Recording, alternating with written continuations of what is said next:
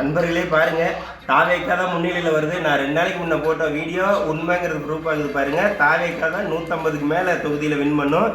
திமுக மெயினாக சொல்கிறேன், திமுக 10 தொகுதியில் சுருங்குதா இல்லையான்னு பாருங்க. நான் இதை தான் ரிப்பீட்டடாக சொல்லிட்டு இருந்தேன். எல்லா டிவிக்காரங்களும் சொன்னாங்க டிஎம்கே ஆட்சி அமைக்கும்னு.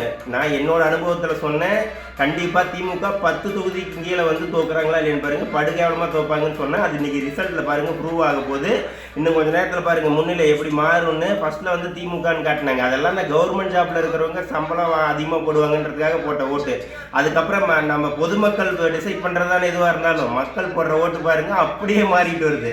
எல்லா இடத்துலையுமே வந்து தாவேக்கா தான் முன்னிலை. இப்போ இந்த திமுக முன்னிலைன்னு சொன்னதெல்லாம் ஃபர்ஸ்ட் வந்து இந்த தபால் ஓட்டு. அதுக்கப்புறம் அந்த எல்லா ஓட்டும் பாருங்க மக்கள் போடுற ஓட்டை பொது ஓட்டை எண்ண ஆரம்பிச்சதுக்கப்புறம் தாவேக்கா எல்லா இடத்துலையும் முன்னிலையில் வருது. திமுக கண்டிப்பாக படுதோல்வியடையும். 10 தொகுதி தான் திமுக வரும், பார்த்துங்க. நன்றி.